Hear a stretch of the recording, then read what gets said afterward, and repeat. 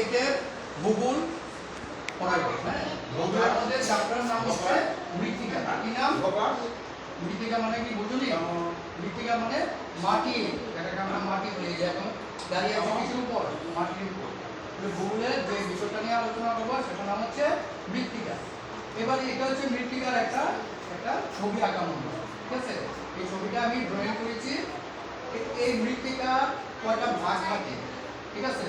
How many types of soil, ঠিক আছে? যেটাকে আমরা চারটা ভাগে ভাগ করতে পারি। সেই ভাগকে চারটা স্তরের নাম কি? প্রথম স্তরের নাম হচ্ছে হিউমাস। কি নাম? হিউমাস কোনটাকে বলা হয়? এটাকে বলা হয় হিউমাস, ঠিক আছে? কি বলা হয়?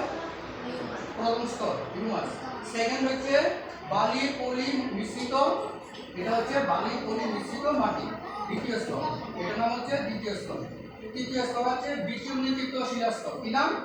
বিচূর্ণীকৃত শিলাস্তর, 3 নম্বরটা।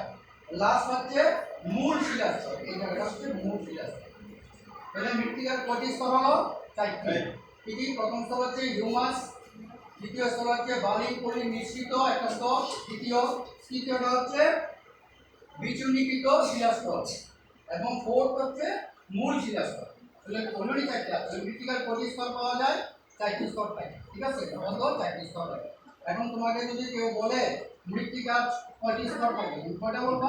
মানে 4 ভাগ আর কি। কয়টা থাকবে? এদিকে কয়টা ভাগ থাকে? 4টি ভাগ থাকে। কি কি? হিউমাস, 2 নম্বর হচ্ছে বালি পলি মিশ্রিত, তৃতীয় হচ্ছে বিচূর্ণীকৃত শিলাস্তর, তৃতীয় হচ্ছে মূল শিলাস্তর। এভাবে 4টা শিলাস্তর, ঠিক আছে? বুঝতে পারছো?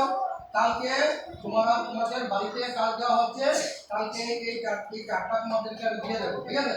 সেম টু সেম লিখে কালকে আমাকে দেখাবো। এটা হচ্ছে বাড়ির কাজ। বুঝতে পারছো?